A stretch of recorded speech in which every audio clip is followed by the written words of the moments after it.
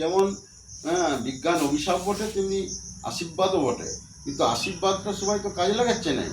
এই মোবাইল টোবাইলের জিনিসগুলোতে এমন করেছে যে যুব সমাজের মাথা মগজ, হ্যাঁ, মেরুদণ্ড সব ভেঙিয়ে দুমড়িয়ে একদম ওই মোবাইলে ঢুকিয়ে দিয়েছে। হ্যাঁ, মোবাইলের ভিতরে ঢুকিয়ে আর কিছু নিয়ে পরে তারা যে ভালো জিনিসটা চিন্তা করবে, ভালো যে নিবে, সেই জিনিসটার দিকে তারা যাচ্ছেই নেই। তাদের ওই মগজগুলো তো, মাথাগুলো তো ওইরকম করে দিয়েছে, নিয়ে মাথাতে ওই রকমই চিন্তা, ওইগুলি দেখবে, ওইগুলি ভাববে।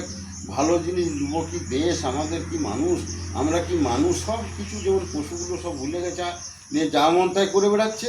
তো সেরকম যা মন তাই আমরা করবো। মোবাইলটাতে এসে এইরকম হয়েছে। কিন্তু মোবাইলটা আবারও আশীর্বাদও তো বটে, যে কী কী কত লাভ তাদের মধ্যে। ছেলে স্কুলের পড়াশোনা হবে, শিক্ষা হবে, সহজে অনেক কিছু পেয়ে যাব আমরা। সব জিনিস আমাদের কত সহযোগিতা হচ্ছে। আমরা একটা জিনিসে কত কি লোড করা হচ্ছে, ভালো ভালো জিনিস, সে ভালোগুলো কেউ না নিয়ে ওই খারাপগুলোর দিকেই সবাইকে আকৃষ্ট, নিয়ে মাথাগুলি ওইভাবে খেয়ে দিচ্ছে। তাহলে এবারে তারা ভালো জিনিস শুনবে কী করে? 4 মিনিট যে শুনবে, 5 মিনিট যে শুনবে তারা, তাহলে তাদের কত মুখরোচক মোবাইল আছে, ওইগুলোকে বাদ দিয়ে সারা ঘুমোতে ঘুমোতে শুনছে।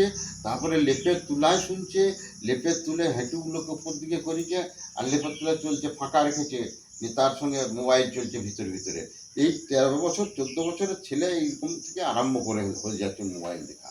তাহলে এই সকলে ক্ষতি হচ্ছে। আমি বলছি না মোবাইল যে খারাপ, মোবাইল যে ভালোটা, সেই ভালোটার দিকে আমরা নিচ্ছি না কেউ, ভালোটার দিকে যাচ্ছি না কেউ। এই অবস্থার পরিস্থিতি এখন মোবাইলে আমাদের যুব সমাজ, বিশেষ করে আবার আমাদের ভালোটা খারাপটা নেয়। বিশেষ করে খারাপ ছেলেতে খারাপ লিবেক, ভালো ছেলেতে ভালো লিবেক, সে তো আছেই। কিন্তু আমাদের পশ্চিমবাংলার ওই গ্রামগঞ্জে, পল্লী বাংলাতে সব দেখা যাচ্ছে যে সবাই একটা করে মোবাইল নিয়ে বসে আছে, মাথাগুলো ঢুকে, তারপরে স্পন্ডেলাইটিস সেই সময় রোগের সৃষ্টি করছে, আর কিচ্ছু করে নাই। আর একদম যে মাথাটা ঝুঁকাচ্ছে সে আর তুলতে যাচ্ছে, এরকম পরিস্থিতি। এই মোবাইলে এই ক্ষতি হচ্ছে। আর ভালোটা লিখছে নেই বলে বলছি, মোবাইলটা তো ভালো। মোবাইলটা তৈরি করা হলো তখনকার দিনের শ্যামাপ্রতাপ, যে আমাদের ছিলেন শ্যামাচরণ লাহিড়ী। একজনের স্বামী প্লেনটা পড়ে গিয়েছিল, নিয়ে মারা গিয়েছিল একটা প্লেন। সে ভাবলে তার স্বামী নাকি লন্ডন যাচ্ছিল ওই প্লেনটাতেই, তা নয়, সে মারা যায় নাই। সেটা জানতে পারা গেল কী করে না, শ্যামাচরণ লাহিড়ী তার কাছে হাজির হয়েছিল, তার স্ত্রী কাঁদছিল। শ্যামাচরণ লাহিড়ীর যোগের দ্বারাই সে লন্ডন চলে যায়। লন্ডন যেয়ে পরে সে জেনে আসে যে না, সে বেঁচে আছে।